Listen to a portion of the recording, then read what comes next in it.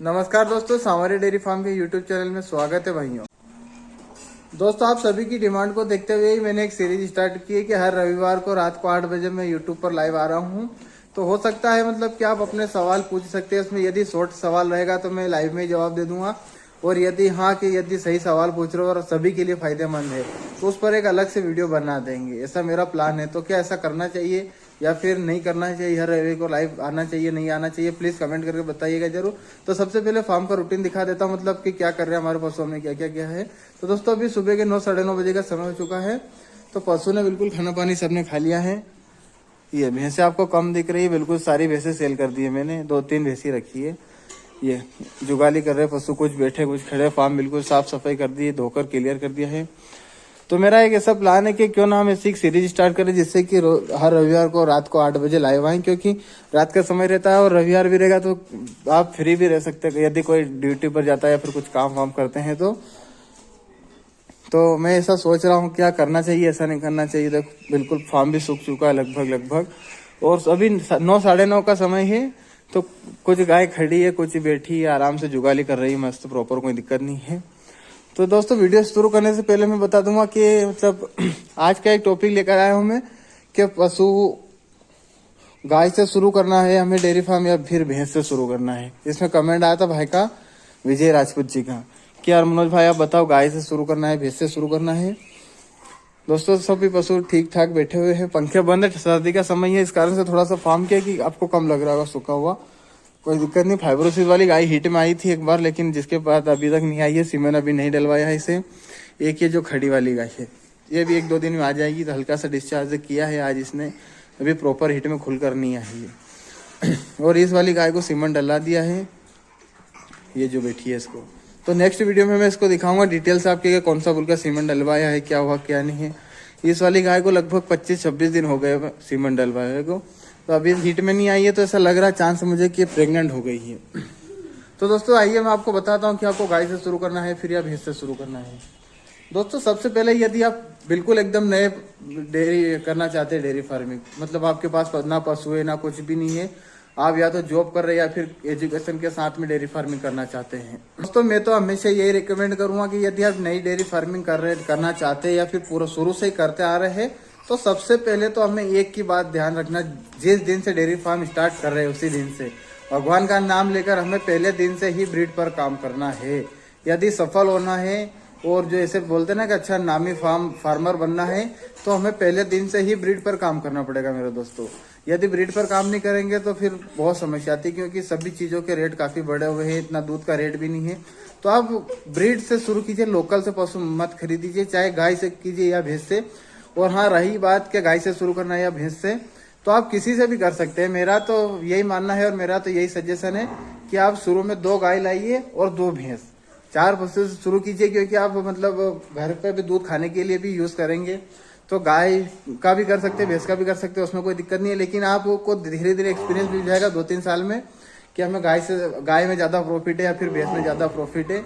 तो मैं तो यही सजेस्ट करूंगा कि नहीं, आप पहले 2 गाय और 2 भैंस लाइए, 4 पशु लाइए कम से कम। 2 पशु में क्या होगा यार, एक का तो आप दूध घर पे ही इस्तेमाल कर लेंगे, और दोनों का फीड खिलाने का खर्च है, उसको रखने का, पानी का, बांधने का। यदि आप किसी जगह पर लीज पर लेकर डेयरी फार्मिंग करते हैं तो कम से कम 4 पशु से शुरू कीजिए, ताकि हमारा कहीं पे भी दूध जाए डेयरी में या रिटेलर में, तो जो प्रॉफिट मतलब जो पेमेंट बने वो हमें थोड़ा सा लगना भी चाहिए। वरना पता चले कि एक गाय का दूध हमारा घर में इस्तेमाल हो गया और एक गाय का दूध हम किसी डेयरी में दे रहे, तो उसका पेमेंट ही क्या बनेगा गाय का दूध का। तो लगभग 4 पशु से तो आप कम से कम भी शुरू कीजिए, चाहे गाय से कीजिए चाहे भैंस से कीजिए। लेकिन मैं तो यही रिकमेंड करूंगा कि 2 गाय और 2 भैंस कम से कम रखें, जिसके बाद ही डेयरी फार्मिंग।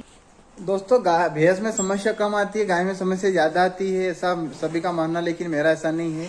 यदि मतलब सही से मैनेज करेंगे तो किसी में समस्या नहीं आती है, और सही से मैनेज नहीं करेंगे तो सभी में समस्या आती है। गाय भैंस हिफर में भी समस्या आती है, बछड़े काफ उनमें भी समस्या आती है, ऐसा नहीं है। तो मैं तो यही रिकमेंड करूंगा कि आप 2 गाय और 2 भैंस से शुरू कीजिए। यदि कुछ समस्या आती भी है गाय में, तो आप 2 गाय को धीरे धीरे ट्रीटमेंट करेंगे, उनको रिपीटर यदि होती है तो उनका ट्रीटमेंट कैसे होता है, मिनरल मिक्सचर देना, दूध निकालना, फीडिंग डालना, दूध का कहाँ सेल करना, ये आपको लगभग 1-1.5 साल में पूरा एक्सपीरियंस हो जाएगा। ऐसा नहीं है, कोई भी अपनी माँ के पेट से सीख कर नहीं आता है। हमेशा मतलब प्रैक्टिकल करेंगे तब जाकर ही समझ में आएगा। और डेयरी फार्मिंग बहुत अच्छा है दोस्तों, धंधा एक नंबर धंधा है। इससे अच्छा कोई मेरे हिसाब से तो है नहीं, क्योंकि सुबह शाम काम करना, बाकी दिन भर छाँव में रहना, पंखे चल रहे आराम से, कोई दिक्कत नहीं है। बारिश हो रही कोई चक्कर नहीं, हमें धूप से कोई दिक्कत नहीं, सर्दी से हमें कोई दिक्कत नहीं, कहीं धूप में किसी के यहाँ काम करने नहीं जाना है। तो ये कीजिए डेयरी फार्मिंग, ऐसा नहीं है। बहुत सारे यूट्यूबर जो डेयरी फार्मिंग करते हैं वो आपको मतलब भड़काते भी है कि ऐसा नहीं, ऐसा होता है, ऐसा नहीं।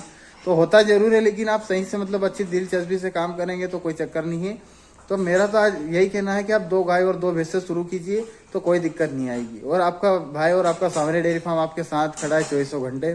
कोई समस्या आती है तो आप इंस्टाग्राम पर बात कर लीजिए, कोई दिक्कत नहीं है। बहुत ही जल्द मैं फैट बढ़ाने पर भी एक वीडियो लेकर आऊँगा कि दूध का फैट कैसे बढ़ाया जाए, किस कारण से फैट कम होता है, कि क्या क्या खिलाएंगे तो हमारा फैट अच्छा रहेगा।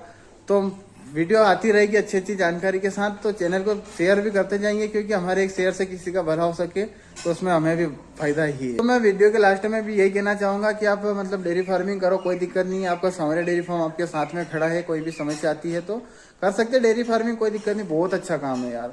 लेकिन आज का मेन टॉपिक था कि किस पर शुरू करें, तो मेरे हिसाब से तो आप 2 गाय और 2 भैंस लाइए। और ऐसा नहीं है कि हमें पंजाब से ही खरीदना है, कहीं से भी खरीदो, लेकिन थोड़ा सा ब्रीडेड एनिमल खरीदो, क्योंकि क्रॉस ब्रीड वाली गाय हो चाहे भैंस हो, लंबा समय तक दूध नहीं दे पाती है दोस्तों। यदि 3 से 4 महीने दूध देगी और 8 से 10 महीने ड्राई रहेगी तो कैसे पॉसिबल है डेयरी फार्मिंग में। यदि हम इसी तौर पर क्रॉस ब्रीड, जैसे मेरे पास भी टॉप HF की गाय प्योर नहीं है, देख सकते हैं, मतलब आपको पहले भी पता है कि मेरे पास प्योर ब्रीडेड गाय नहीं है, 35 लीटर तक की है। और मतलब जो प्योर HF है वो 70 लीटर तक दूध देती है पंजाब में। तो कम से कम भी 50% आप HF में काम कीजिए। अभी शुरू से ये नहीं कि आप 100% HF लाइए, ये लाइए, 50% HF लाइए और 50% क्रॉस ब्रीड पालिए। तो कुछ भी लगभग 5-6 महीने तक प्रेग्नेंट होने के बाद भी वो इतना तो दूध दे ही सकती है कि उसका खुद का खर्च निकाल ले। अन्यथा हमारे यहाँ पे क्या होता है, मतलब सभी दूर लोकल में के जो लोकल की गाय होती है वो 3 से 4 महीने दूध देती है अच्छी मात्रा में, जिसके बाद प्रेग्नेंट होने के बाद अचानक से दूध कम कम होते होते मतलब बिल्कुल जेब से खिलाना पड़ता है लगभग 5 से 6 महीने तक। तो इसमें क्या कि हमारा मनोबल भी टूटता ही है। और डेयरी फार्मिंग में जो खर्चा लगता है, जैसे हरा चारा का, यदि किसी के पास खेती का है तो वो तो ठीक है, लेकिन सूखा भी खरीदना पड़ता है, फीड खरीदना पड़ता है, लेबर को भी देना पड़ता है पेमेंट, ऐसा नहीं है। तो क्रॉस ब्रीड में यही दिक्कत आती है। तो आप लगभग 50% HF से शुरू कीजिए। और भैंसे कौन सी भी नस्ल से शुरू कर सकते हैं, लेकिन हुना नस्ल वाली चाहिए। जाफराबादी भैंसे भी बहुत शानदार, ऐसा कोई दिक्कत नहीं, उसमें भी बहुत अच्छी है। मतलब शांत स्वभाव में यदि आप पशुपालन करना चाहते हैं तो जाफराबादी मैं रिकमेंड करूंगा मेरे हिसाब से।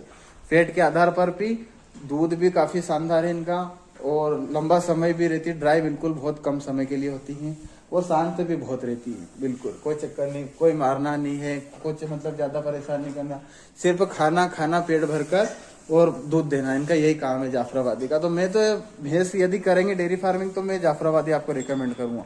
बाकी आप अपने हिसाब से देख सकते हैं, बाकी आप अपने इलाके के अपने एरिया के हिसाब से भी देख सकते हैं। आपके यहाँ पर यदि अच्छा दूध वाली भैंस मिलती है 15-16 लीटर दोनों टाइम का मिलाकर दूध देने वाली, तो उनसे भी कर सकते हैं, लेकिन कोई चक्कर नहीं, आप किसी से भी शुरू करें, अच्छी बात है, कोई चक्कर नहीं।